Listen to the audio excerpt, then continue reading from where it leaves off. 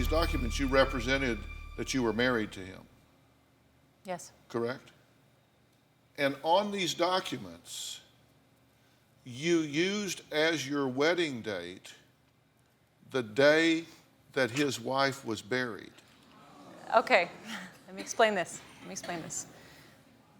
The entire situation was terribly uncomfortable to me. I did not think it was a good idea that I use anyone's social.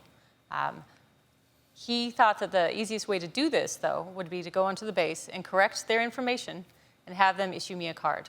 And I was too scared to do it. I stayed in the car and I said, if you want to go and arrange this, you can go and try.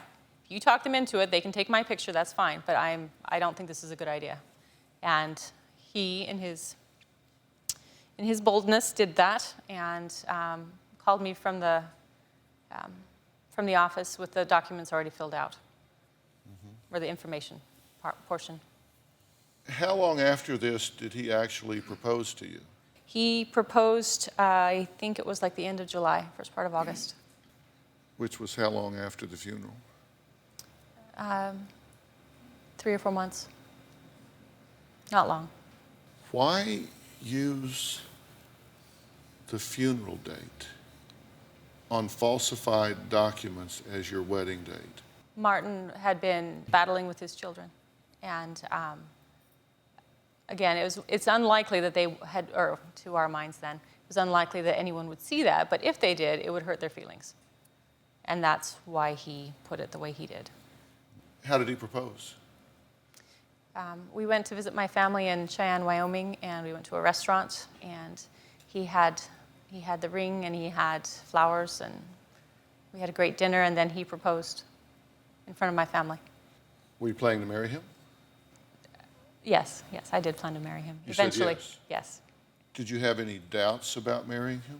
Not about marrying him. I had doubts about marriage in general.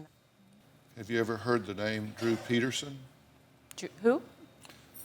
He's been convicted of murdering his wife, and then another wife disappeared after that. And then, did it ever occur to you, I might be getting into a situation here that has a real bad end?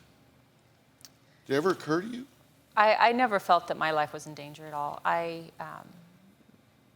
The facts around Michele's death and the autopsy was natural. In hindsight, especially, I can't believe I did the things I did.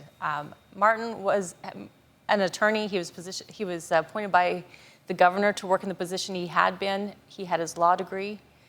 I knew he liked bending the rules, and I thought that he knew how to navigate however he wanted to.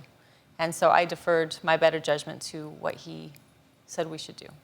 And it has been disastrous. It's been disastrous in everyone's life. He claimed to have cancer, which is part of the reason that he said he couldn't get Michele out of the bathtub and why he's been seen on a cane and one thing and another. Did he have cancer? He did not have cancer.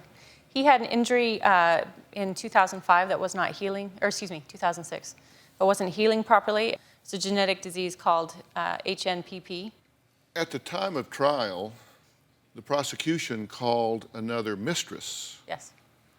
To testify. Did you know about her? He had told me about her, kind of in passing during the time that we were involved. So you knew you weren't the only one?